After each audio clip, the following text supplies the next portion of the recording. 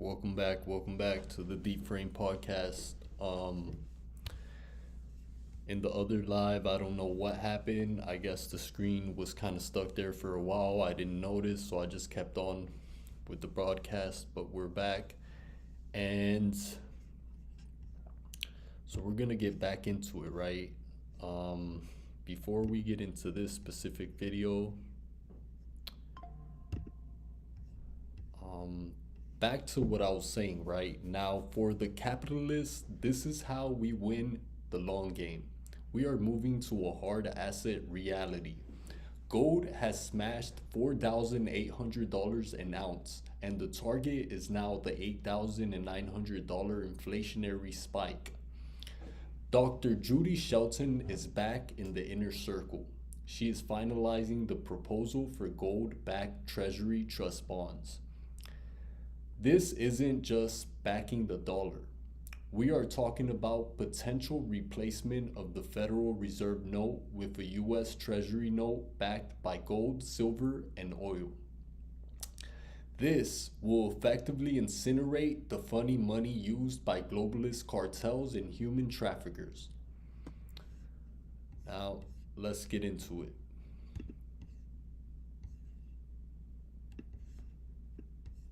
I don't see money as just another policy tool to be managed or manipulated by government to achieve its economic objectives. And my idea is that for the first time since Nixon cut off any link between the value of the US dollar and gold, it would be interesting if our Treasury issued a new security, I call them Treasury trust bonds, that offered gold convertibility at maturity. But I like that idea because ever since President Trump started saying how we really need to appreciate the 250th anniversary of the Declaration of Independence, I thought, how perfect. Let's issue this on July 4th, 2026, and let's have it mature on our 300th, on July 4th, 2076. Because you know what? It's a little shocking if you say to people, do you think the United States will still be standing tall in 50 years? I'm not sure everyone thinks so.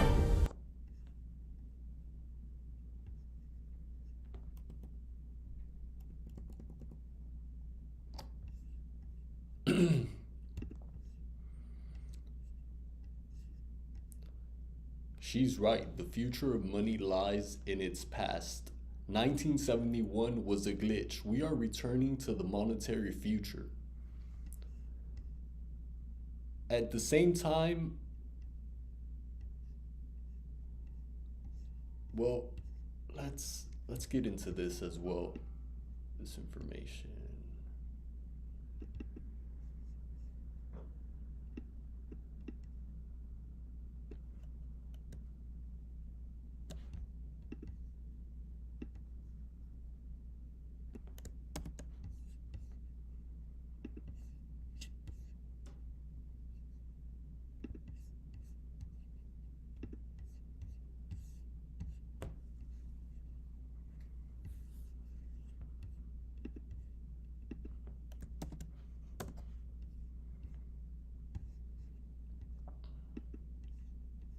Crypto media spent this week framing the Clarity Act vote as binary. Either the bill passes and crypto's institutional era begins, or it fails and US crypto regulation is dead until 2030. The vote happened. The bill advanced 15-9. And the binary framing was wrong, because what actually happened is both more and less than the headlines suggest.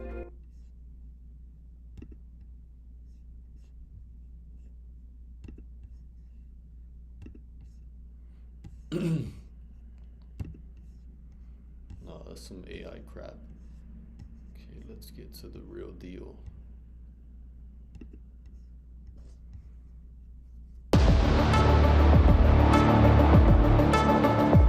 From Bloomberg's world headquarters in New York, I'm Scarlett Fu. The world of decentralized finance. So crypto, it's a look at the people, transactions, and technology shaping the world of decentralized. Landmark digital asset market structure bill known as Clarity Act after months of negotiations. We get the reaction from both the crypto and banking industries. Plus a Bloomberg news scoop. The Trump administration poised to roll out a plan for trading digital. Markets remain in focus. Not moving so much today, down about $400, 76,460 at.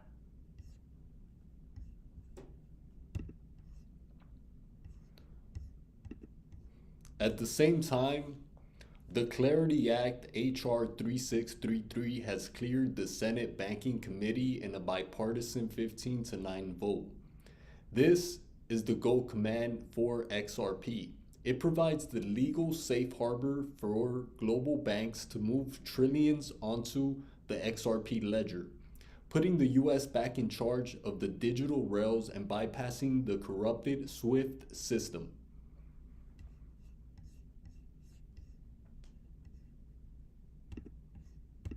As we speak, a little bit of a slump that we're seeing today in safe haven assets. Bitcoin due to the downturn in digital assets.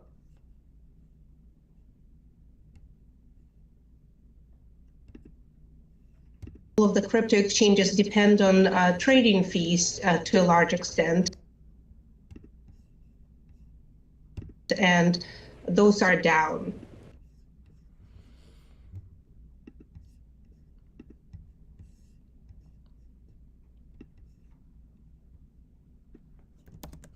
We're going to go back to Judy Shelton, right?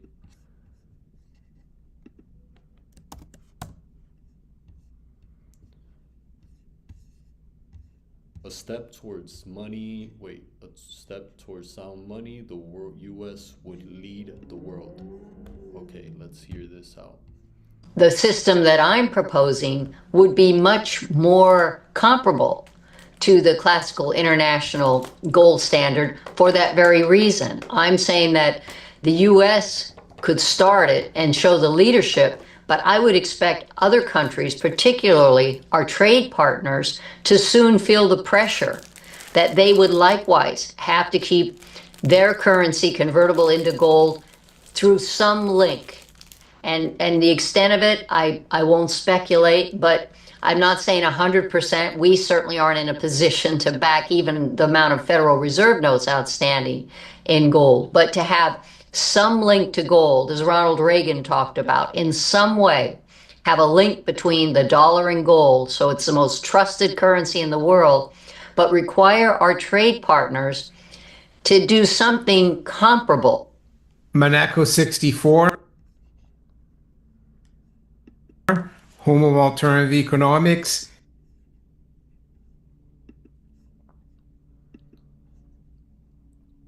She's right. Okay, so the Social Security backdoor. Oh, now we're gonna get into some deep information, right? Because every American family needs to pay attention to this. There's a breakout interest in Trump accounts for kids. Every child born between 2025 and 2028 is getting an automatic $1,000 seed deposit from the Treasury, locked in stock index funds until age 18. Let's get into it.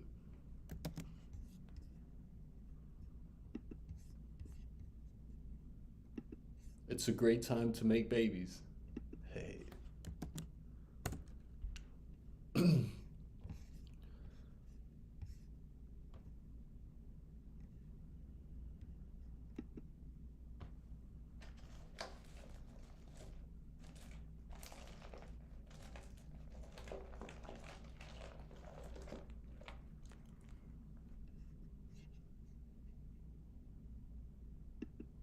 We've got more money, power, politics. And tonight, comments from Treasury Secretary Scott Bessent have a lot of people concerned about the future of Social Security. During an event in D.C. yesterday, Treasury Secretary Bessent suggested the new Trump accounts for children could be a step towards removing the government's role in funding the retirement program. Watch this clip.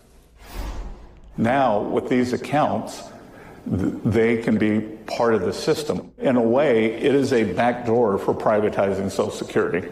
Like Social Security is a defined benefit plan paid out that, to the extent that if all of a sudden these accounts grow and you have in the hundreds of thousands of dollars for your retirement, then that's a game changer too. Today, the White House raced to clean up his comments, saying the accounts will, quote, supplement, not substitute Social Security. Here.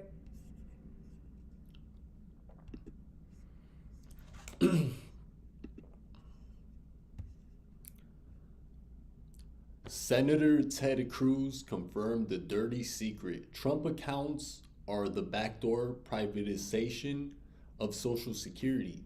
By giving this wealth directly to babies now, the administration is building a generation that owns their wealth instead of being dependent on a bankrupt government trust fund. With the Dow hitting 50,285, a baby born today could be sitting on 303,800 by their 18th birthday. This is how you build a nation of shareholders, not serfs. Now let's hear what they got to say.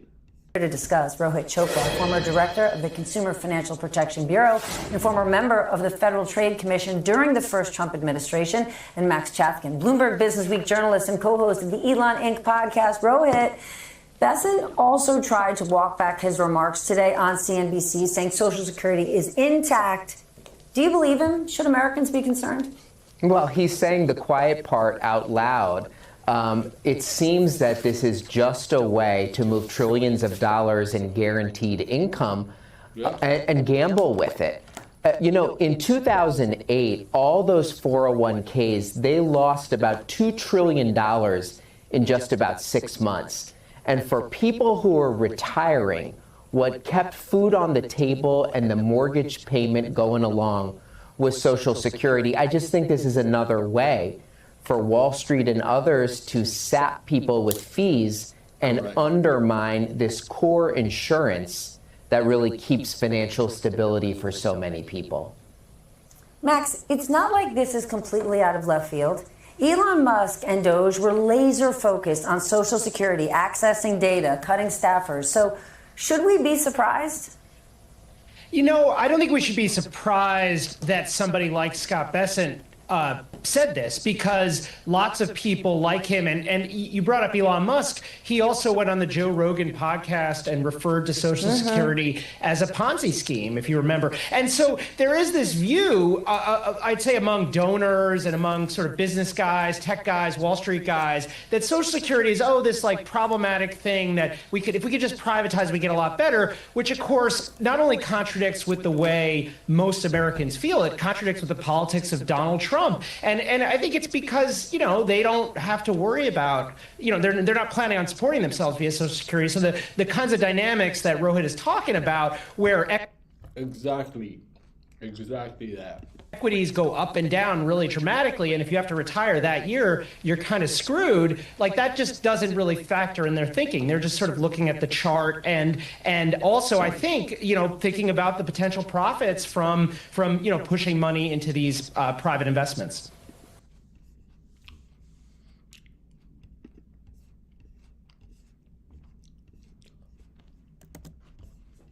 So now we're moving over to the geopolitical Brazil and the Arctic veto, right?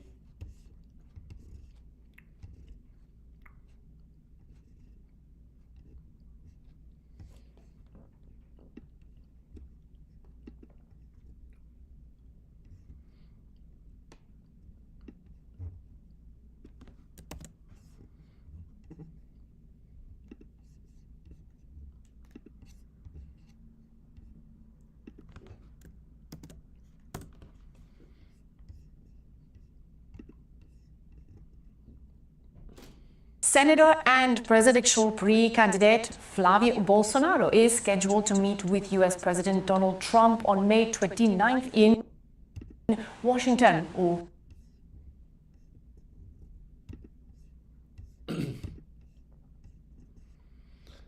President Trump has officially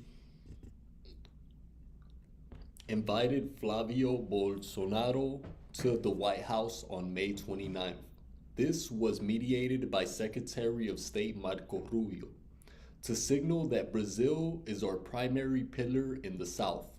Flavio is leading the polls for the presidency in Brazil, and he has reportedly pledged significant concessions on rare earths minerals and trade in exchange for a defense pact.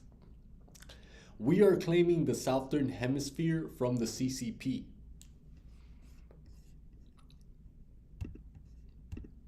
According to SBT News, the parliamentarian received an official invitation from the White House via email.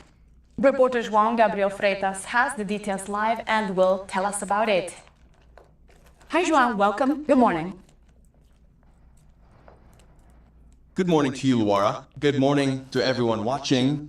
The fact is that, according to the reporting by Basilio Rodriguez and Amanda Claire, our political analysts, here at SBT News, this meeting, just as you mentioned, is scheduled for May 29th, which is next Friday, already occurring within the coming week, isn't it? This invitation was sent by email.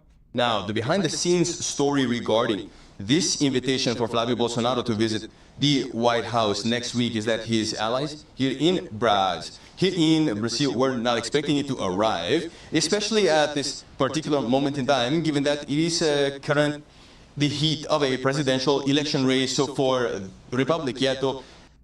According to allies, as reported by SBT News, even Flavio Bolsonaro's brother, former federal deputy Eduardo Bolsonaro, who lives in Texas, USA, and theoretically has better allegedly has better communication with the White House and more access to Donald Trump, was unaware of this invitation, or that Flavio Bolsonaro would be view this invitation favorably despite the surprise.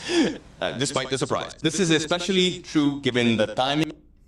Okay, so I don't know what's going on. It doesn't sound right. Like, I'm not hearing this guy speak clearly, so I'm gonna get into it.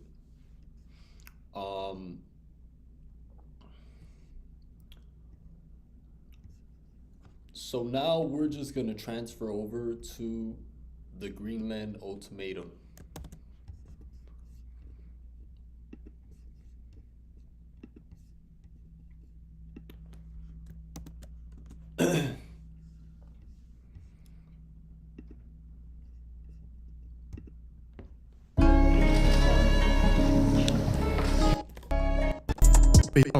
Oh, we saw this.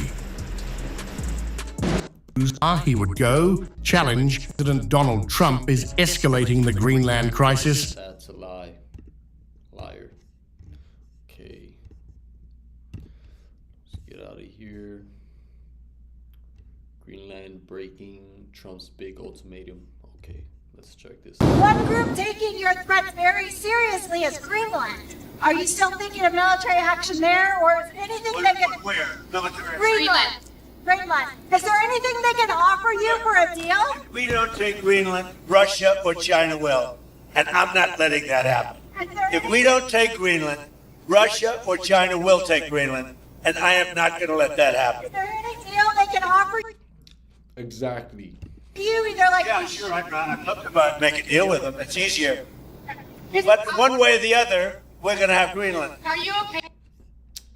You got them right. And I back him up on that all the way. So here's the Greenland ultimatum. The June 1st deadline is ticking. Agreement to sell or a 25% across the board tariff on Denmark and the EU. Leaked cables show NATO is in a state of terminal panic. But the president's demand is non-negotiable. The US requires a veto clause over any foreign investment in the Arctic. We are building the Golden Dome, a $185 billion missile shield, and Greenland is the foundation. So now, we're gonna move over to the citizenship, task force, and tech dominance, right?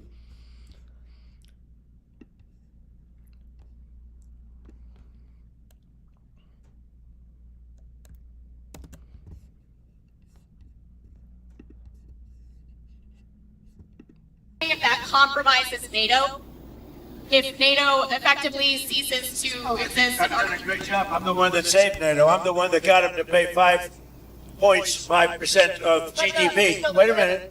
It was 2%, and they didn't pay. Now they're paying 5%. I'm the one that saved NATO. You wouldn't have NATO if I weren't president. Would you pull the U.S. out of NATO? Would you consider doing that? Well, maybe NATO would be upset if I did it. Maybe NATO would save a lot of money. But I like NATO. I just wonder whether or not if we needed NATO, would they be there for us? I'm not sure they would. You know, we spend a lot of money on NATO, and I'm not sure they would. But what would you say? Now, what's happened is, as you know, Sleepy Joe Biden gave $350 billion to Ukraine and got nothing for it. I got rare earth back. I got, I think, value back far greater than that. But exactly. So now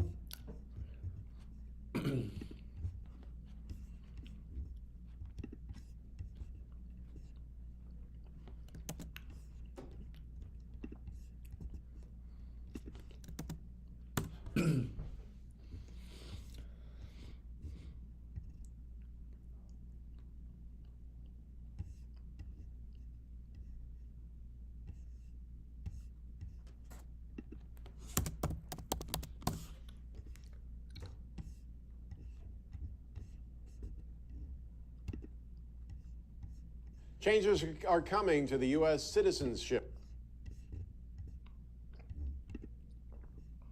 Changes are coming to the United States citizenship test. The government is reinstating a 2020 exam from President Trump's first administration. Applicants will have to study 128 questions about U.S. history and politics, and they have to answer 12 out of the 20 correctly. Now, there were fewer questions before, and applicants had to answer 6 out of 10 questions correctly. Those taking the test also have to demonstrate that they have lived in the United States lawfully for 3 to 5 years and that they can read and write and speak English.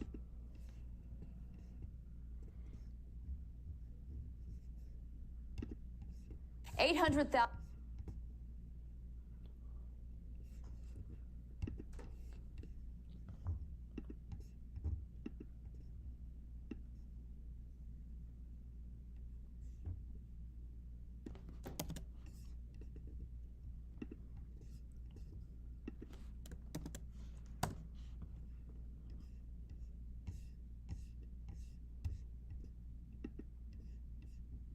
The Justice Department has begun stripping naturalized citizens of their citizenship when they are charged with crimes. Axios is reporting a DOJ memo is calling to denaturalize citizens in cases of war crimes, extrajudicial killings, human rights abuses, terrorists, and those convicted of crimes who pose an ongoing threat to the U.S.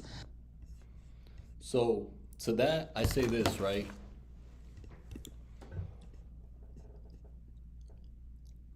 We are entering the era of absolute sovereignty.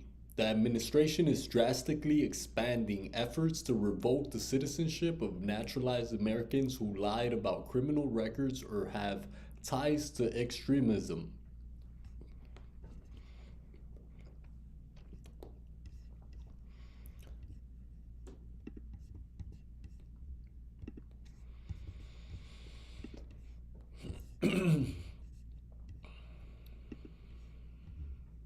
And other news, United States says that naturalized immigrants who are convicted of fraud in the country may lose their citizenships. President Donald Trump made the announcement at a rally. Trump said that the decision will affect any naturalized immigrant, but especially mentioned Somalia in his speech. Listen to this.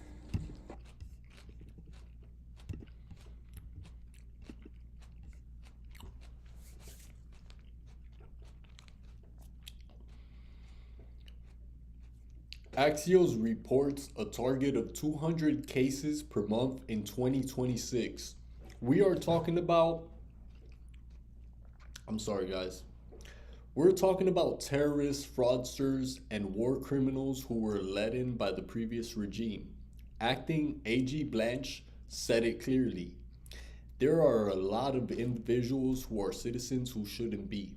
This, plus the Trump versus Barbara Scottis case to end birthright citizenship, is the final restoration of the American identity.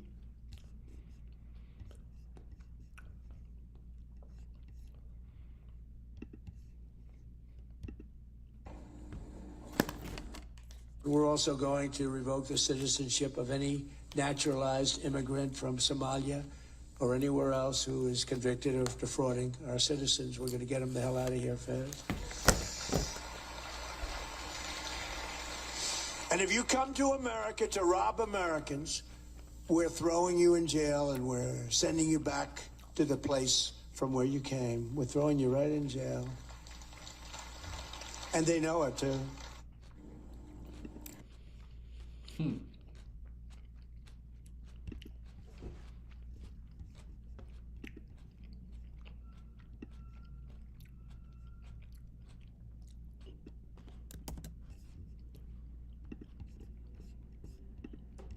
The Somali community in US has become a frequent target of the Trump administration recently. Now it also in running a crackdown in Minnesota targeting what it claims is a large-scale public benefit fraud by state's Somali community. The administration has also ended temporary deportation protections and work permits for some Somali nationals. Now, temporary protected status shields migrants from deportation to countries deemed unsafe to return and grants them temporary work authorization. In its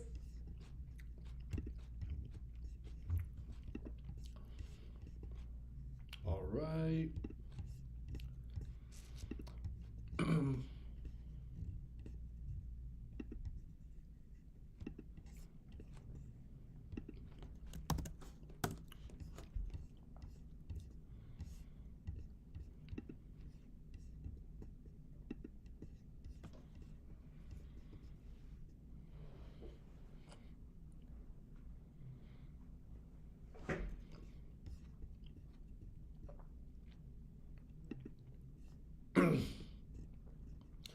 While Nvidia smashed records with $81.6 billion. It was all just fields. Let's get into it. Nothing really there.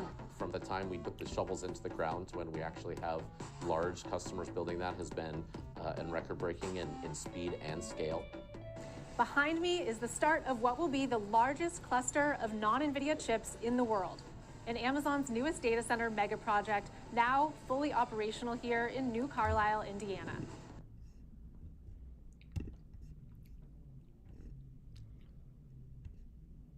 So like I said, the real story is Amazon's $225 billion backlog for their custom Trainium AI chips.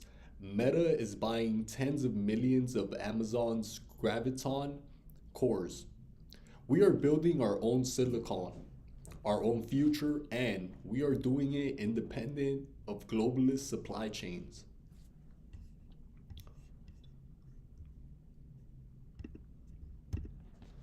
These 7 completed buildings replaced empty cornfields fast, in about a year, and are filled with hundreds of thousands of Amazon's own custom Trainium 2 chips and soon Trainium 3 across the US, entirely devoted to running AI workloads for a single customer, OpenAI rival Anthropic. So they're already running about 500,000 chips in Indiana today. And in fact, it's going so well that they've actually doubled down on that order. And we expect jointly we'll be running more than 1 million Trainium 2 chips by the end of this year. We got the first on-camera tour inside what Amazon's dubbing Project Rainier, and it's coming online amid hundreds of billions in AI infrastructure build-out announcements. Compute demand is at an all-time high, but some are concerned about a possible overbuild. I think they're still building on a proposition that we may not end up seeing be realized. It's just crazy how much building is going on. These deals all sound great on paper, but they only materialize when they're actually racked and loaded and usable by the customer, and Amazon.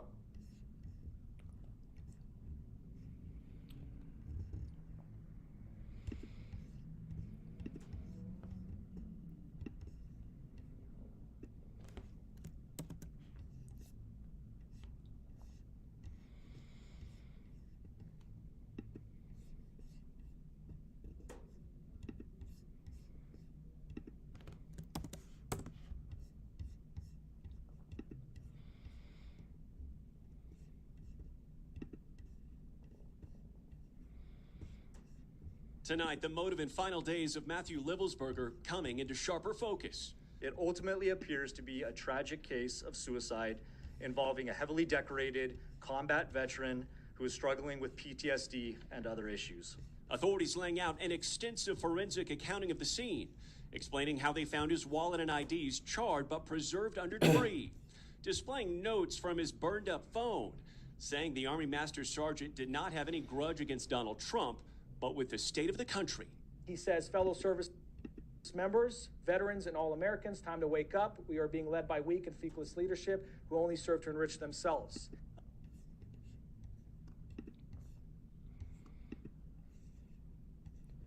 Capitalists watch the markets.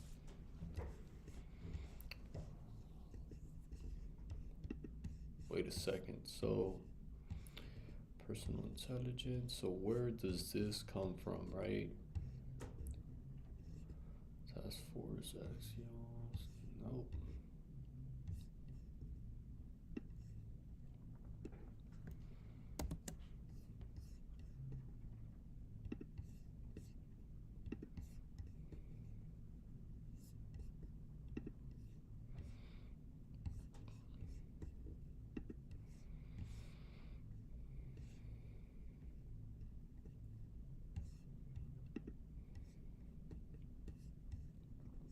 Bro, they're putting stadium lights on trucks these days. Tonight, Tesla issuing a recall for nearly all of its U.S. Cybertrucks over an issue drivers have been complaining about for years. Those aren't even...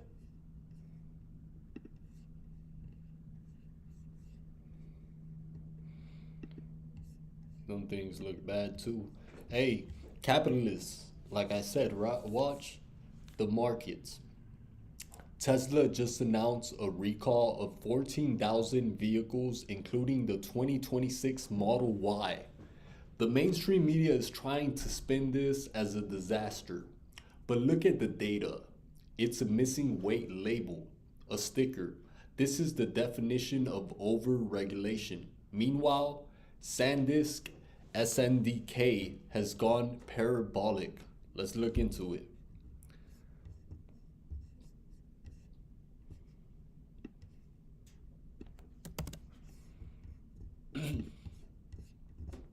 His high beams. Those are his normal lights, dude. The U.S. Department of Transportation saying the Cybertruck's controller software may cause the front parking lights to be too bright and exceed the maximum light output, adversely affecting the vision of other drivers. While the DOT says the Cybertruck's glare could lead to an increased risk of crash, Tesla says it's not aware of any collisions, injuries, or fatalities related to the condition. The recall coming as drivers' calls for dimmer lights for all car models have grown louder in recent years. Even when I'm walking in the city, the parked cars with their lights on feel like a flashlight in my face. I can barely see anything. The Institute for Highway Safety studied nighttime crashes.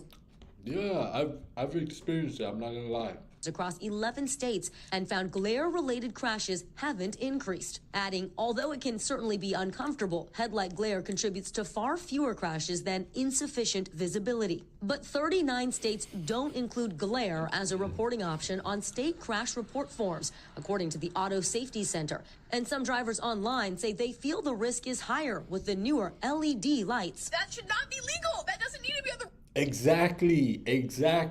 Look, this has been a thing that me personally, I've been dealing with. I've been so pissed off lately for the last few years with these freaking headlights that are like, I'm like, it's not normal. It's just not normal to have those headlights, especially at nighttime, like the LED ones.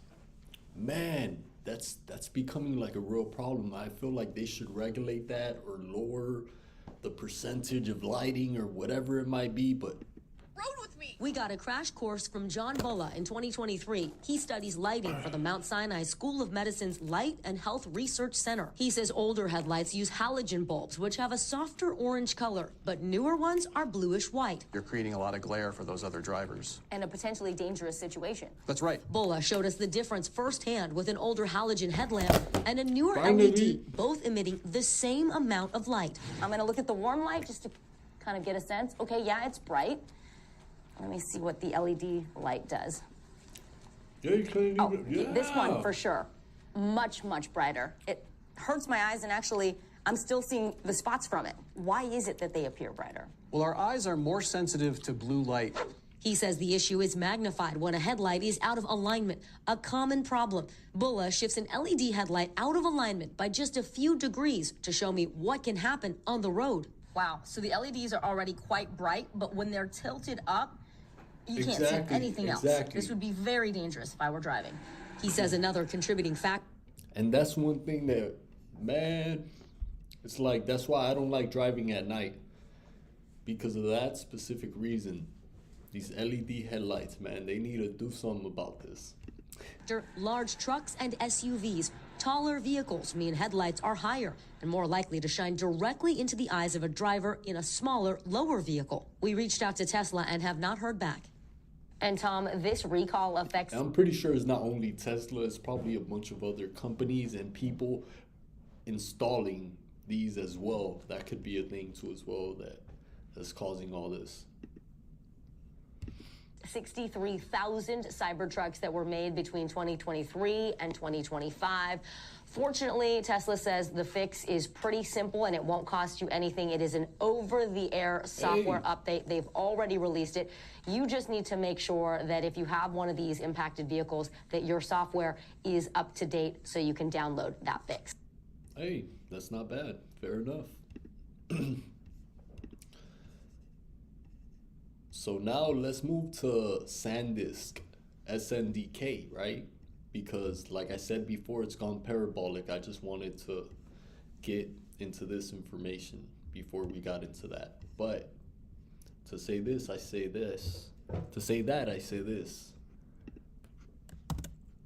Bah. We're gonna head over there right now. SNDK, see news. Let's put news, maybe it comes out.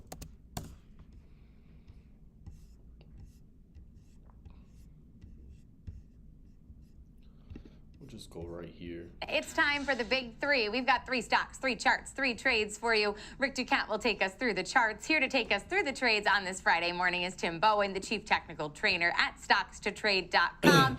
Tim, great to have you with us. It's SCOTUS Friday. The market reaction was a little and very pro-tariff and continued to be. Now was a little disappointed by the decision, but at the end of the day, the market reaction is positive. I can, worry, think about these economic and pro-America things, but as a trader, what I care is the reaction to the market and the opportunities that it presents, and big reaction to that. Now, I also, I think Trump, Lutnick, Bessing, I think they got some more tricks up their sleeve, but at this point, not to oversimplify, it's really the reaction that matters when we, what I do, trade short term and big reaction. So thumbs up for me. Great job, SCOTUS, and we'll see what happens in a few months. All right, so talking about reaction to... Talking about reaction, we're gonna react right now. So right.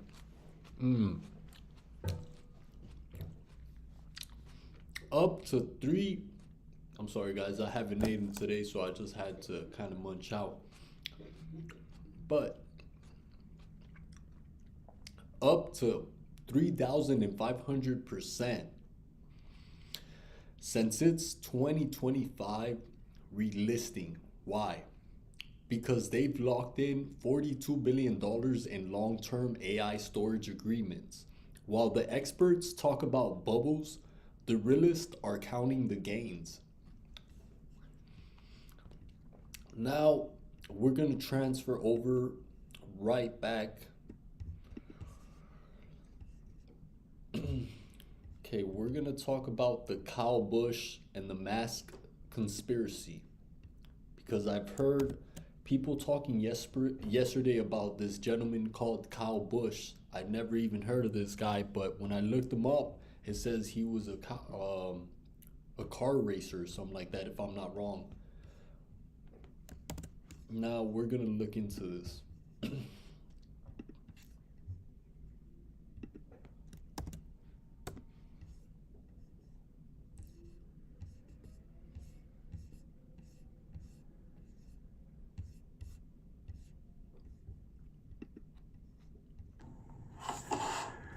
Good morning, everybody.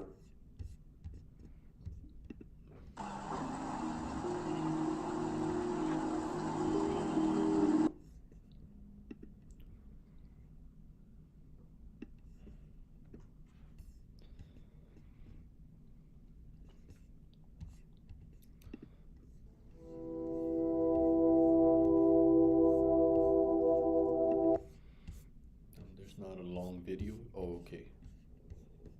Top stories. First at 6, we want to get to breaking news. NASCAR legend Kyle Busch has died.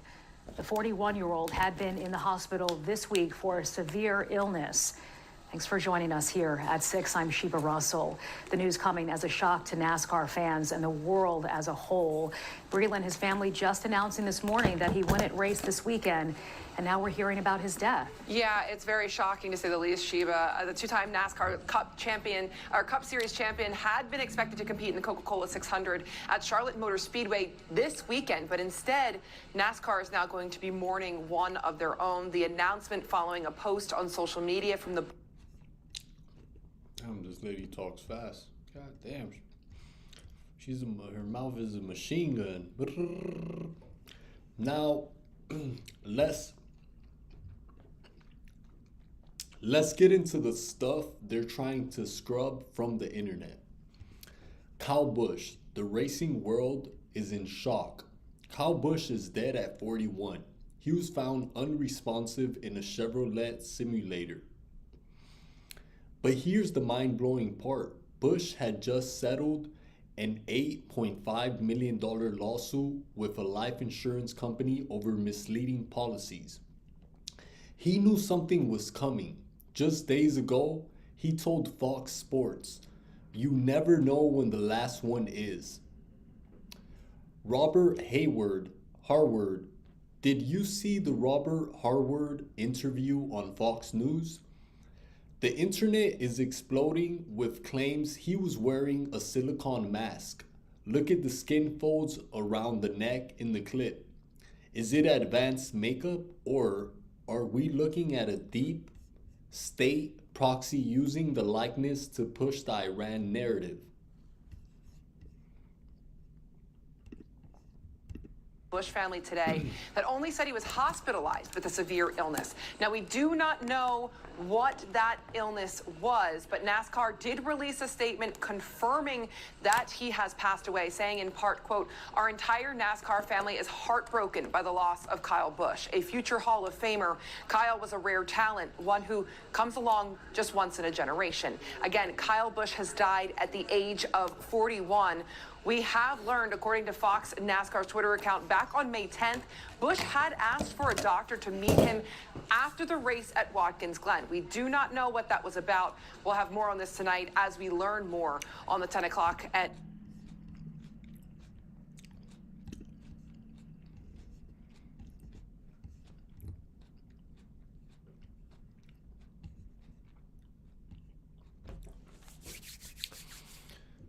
They told you America was in decline. They were wrong. They told you the MAGA movement was a fluke of history. They were wrong. From the smoking ruins of Tehran's missile plants to the gold-backed digital dollar, the American Phoenix has taken flight. We are purging the rhinos, securing our borders, and making every American an owner of their own future. We are ending the era of the bureaucrat and starting the era of the freedom fighter. The sovereignty mega stream is coming to a close, but the mission is just beginning. Stay strong, stay capitalist, stay free, and never apologize for being a patriot. This is the Deep Frame. I'm out. Peace.